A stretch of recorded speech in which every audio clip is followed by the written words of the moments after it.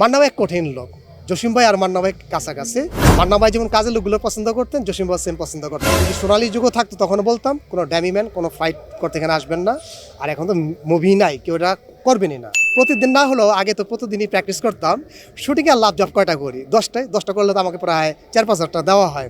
আমি মাঠের মধ্যে সপ্তাহে 3 দিন 1 থেকে 1.5 ঘন্টা লাভ জব করি এই রোদ্রের মধ্যে। তাও সকালে ঘুম প্র্যাকটিস করতে মন চায় না। যে রোদ্রে আপনি মনে হয় ক্লান্ত গাছের ছায়া খোঁজেন, সেই রোদ্রে আমি যে প্র্যাকটিস করি। মাঠের আশেপাশে বলে ভাই আপনার কী সমস্যা, এই রোদ্রে কী করেন? তার মানে আমি যদি মাঠে প্র্যাকটিস করতে পারি আমার কাজ তো আরও সহজ কাজ। এখানে আমার পিছিয়ে অ্যাসিস্ট্যান্ট ছাতা থাকে একজন, খাওয়া দাওয়া অভাব নেই, চেয়ার টেবিল থাকে, নগদ টাকায় অফিসে গেলে আগে অ্যাডভান্স টাকা দিয়ে দেয়, সম্মান অনেক এখানে। তাই কাজটা আমি কেন ছাড়বো? দেখুন আমার ভাগ্যটা কেন যেন ভালো, আমাদের এফডিসি প্রত্যেকটা প্রডিউসার, ডিরেক্টর, আর্টিস্ট, টেকনিশিয়ান সবাই আমাকে কেন যেন ভালোবাসে। এটা আমার জীবন ধন্য। আমার ফাইট ডিরেক্টর ওই সময় যদি পার্টি টাকা বাকি রাখতেন তার পকেটে আমাকে দিয়ে দিত। আর আমি এমন একটি মানুষ, যদি আমাকে তাদের ইচ্ছা করে আমাকে টাকাটা না দিত, আমার মনে হয় টাকাটা যাওয়া সম্ভব না, আর আমি চলতে পারতাম না এই দুনিয়াতে। আমি চুপচাপ যদি ও দাঁড়ায় থাকি, আমার প্রাপ্যটুকু কেন যেন পকেটে ম্যানেজার হোক আর কেউ দিয়ে দেয় এখন পর্যন্ত। এটা সবাই জানে। আমি যদি বলতাম ভাই আমার টাকাটা দেন, ভাই টাকাটা দিলেন না কেন, এই ঝগড়াঝাটি করা তো সম্ভব না আমার। যদি আমাদের এগুলো হয় না, দুই একটা ছবিতে কিছু হতে পারে, ওটা আলাদা বিষয়। আমাদের প্রডিউসার সম্পূর্ণ ক্যাশ টাকা দিয়ে কাজ করেন, কোনো বাকি চাকরি নেই। মান্না ভাই এক কঠিন লোক। জসিম ভাই আর মান্না ভাই কাছাকাছি। মান্না ভাই যেমন কাজের লোকগুলো পছন্দ করতেন, জসিম ভাই সেম পছন্দ করতেন। তাই মান্না ভাইটা বলি, যারা কাজের লোক, যারা ভালো অভিনয় করে, যারা মারপিট ভালো করে, যারা স্টান্ট শট ভালো দেয়, তিনি তাদেরকে পছন্দ করতেন, তিনি তাদেরকে ভালোবাসতেন, কারণ তার এটা প্রয়োজন এবং তার এটা ভালো লাগে এবং দর্শক এটা পছন্দ করে। মান্না ভাই নিজের ছবিগুলো সাধারণত তার বন্ধু ছিলেন মুসলিম ভাই, ফাইট ডিরেক্টর, উনি মারা গেছেন, তিনি করতেন। আর বাকি যত ছবি আছে কোনোদিন মান্না ভাই বলেননি যে এই ছবির ফাইট ডিরেক্টর আমার বন্ধু মুসলিম ভাই করবে, কিন্তু কখনোই বলেননি, শুধু তার ছবিতে। আর তার ছবিতে কাজ শুরু করার আগে আমাকে ডাকতো, মিঠু শোনো, আমাকে জি ভাই আমার ছবি কিন্তু অমুক অমুক তারিখে কিন্তু শুরু হবে, তুমি কিন্তু মুসলিম ভাই লাগে থাকবা। আমি ঠিক আছে ভাই থাকবো। তখন আমার ফাইট ডিরেক্টর আরম ভাই ছিলেন, বলতাম ভাই মান্না ভাই ডাকছে ওখানে থাকুক, আর থাকো, সমস্যা কি। মানে আমি থাকলে মান্না ভাইয়ের ভালো লাগতো। যে কোনো একটা অ্যাকশন সিনের জন্য কোনো সমস্যা হতো না, জানে যে কোনো শট আমার হয়ে যাবে, আমি যা চাই। এই কারণে তার প্রত্যেকটা ছবির মধ্যে আমার কাজ করার সুযোগ হয়েছিল, তার প্রথম ছবি থেকে শুরু করে এবং শেষ ছবি পর্যন্ত। সিকান্দার ভাইয়ের মাধ্যমে তার একজন ভালো মারপিট শিল্পী ছিলেন, কুম্ফু করে নাম ছিল, তার নাম দিচ্ছে কুম্ফুর্য। তিনি আমাকে যখন নিয়ে আসলেন, জসিম ভাই আমাকে দেখতেও চাইলেন না, যে ছেলেটা কী পারে, পাত্তা পুতলা। তাকে আমি ভাবলাম জসিম ভাই আমি ড্যামে কীভাবে দেবো, আমি তো ছোটোখাটো। তখন দেখলাম যে ড্রেসম্যান আমার জন্য এরকম একটা মোটর জ্যাকেট নিয়ে আসলেন, এই বড় চুল লাগিয়ে দিলেন, এই জুতা। তাকে দেখে যে আমি তো জসিম ভাইয়ের মতো মনে হয়। পরে কাছে একটা ছবি তুললাম।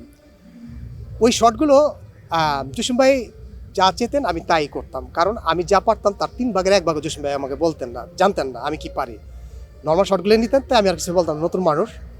এই কাজগুলো আমি প্রকাশ ঘটিয়েছি আমাদের ফাইট ডিরেক্টর আরমান ভাইয়ের কাছে যখন আমি গেলাম, কারণ জসিম ভাইয়ের সাথে কথা বলাটা একটু কেমন কেমন লাগতো, মানে একটু ভয় ভয় লাগতো। আরমান ভাই যখন একটা স্টান্টম্যান, তার বলতাম ভাই আমি এটা করবো, সেটা করবো, এটা করবো। মূলত দেশীয় চলচ্চিত্রে যে ছবিগুলোর স্টান্টম্যান বা ডামি শটগুলো দেখেন, এগুলো আমি ইচ্ছাকৃতভাবে বলে দিয়েছি। একটা টাইমে পরবর্তীতে যারা আসছেন তারা অনেক ভালো করেন, তারা এগুলো আবার করেছেন। ভিএফএক্স স্পেশাল শটের জন্য সব দেশই করে, আমাদের মতো স্বার্থমতো আমরা করি। আপনি যদি একটু ফলো করবেন, চায়না থেকে শুরু করে, এই তার যে দড়ির লাফালাফি, এটা কিন্তু চাইনিজ, এটা তামিল না। ওরা সেই 90-এর আগে থেকে এগুলো করতো। প্রযুক্তি ভালো ছিল, তারপরে ইন্ডিয়া পেয়ে না পেয়ে বসলো, একের গণার এখনো চলছে। ভিএফএক্স হলো যেটা গ্রিন স্ক্রিনের মাধ্যমে স্পেশাল কিছু শট নেবেন, ওটা আলাদা ব্যাপার। আর এগুলো কোনো ভিএফএক্স লাগে না, ওই যে ওয়্যার যেগুলো দড়ি দিয়ে, ওগুলো আপনি রিমুভ করে দেবেন একটু কষ্ট করে। এই কাজগুলো বেশি হচ্ছে আপনার দড়ির কাজগুলো এমনভাবে সেট করা, আমাদের দেশে ব্যবস্থা নেই। আপনি যা খুশি তা করবেন, মানে কার্টুন ছবির মতো আপনি যা পাবেন তাই। 90 দশকে সবাই ভয় পেত কোনগুলো জানেন? বড় বড় গ্লাসগুলো দৌড়ে এসে যখন ডিগবাজি খেয়ে ভাঙতাম, তখন এটা গ্লাসটা কোথায় লাগবে সেটা নিজেও জানতো না, তাদের কাছে ওইটি নতুন ছিল, এটা দেখে খুব ভয় পেত। আর বড় গ্লাস ব্যাকসামাসেল দিয়ে যখন পড়তাম গ্লাসের উপরে, এই শটগুলো তারা আতঙ্কিত হতো। আর বাকি শটগুলো মোটামুটি নর্মালি ছিল তাদের দৃষ্টিতে। আর ডিরেকশন না, আমি যদি ফাইট স্টারম্যানের কাজ করি, আমি 800 ছবির মতো লিখছিলাম, পরে হাত ভাঙার পর আর লিখি নেই, সেই অনেক আগের কথা বললাম। এবারে যে আমি 1000 ছবি ধরে নিলাম স্টারম্যান এবং মারপিট শিল্পীর যে অভিনয়। আর আমার নিজের তত্ত্বাবধানের ডিরেকশনের সম্ভবত 200-র মতো হবে বা কম বেশি হতে পারে। তার মধ্যে 5-6টা যৌথ আছে, যেমন আরমান ভাই আমাদের বস, আর অন্যান্য ফাইট ডিরেক্টরের সাথে, আর বাকিগুলো আমি এককভাবে করে গেছি। আমি আগেও যদি সোনালী যুগও থাকতো তখন বলতাম কোনো ড্যামি ম্যান কোনো ফাইট করতে এখানে আসবেন না। আর এখন তো মুভি নাই, কেউ এটা করবেনই না। আমি স্পেশাল মানুষ একজন, শখের বসে নিজের জীবনের হিসাব করি নাই, কী হবে না হবে আল্লাহ ভালো জানে।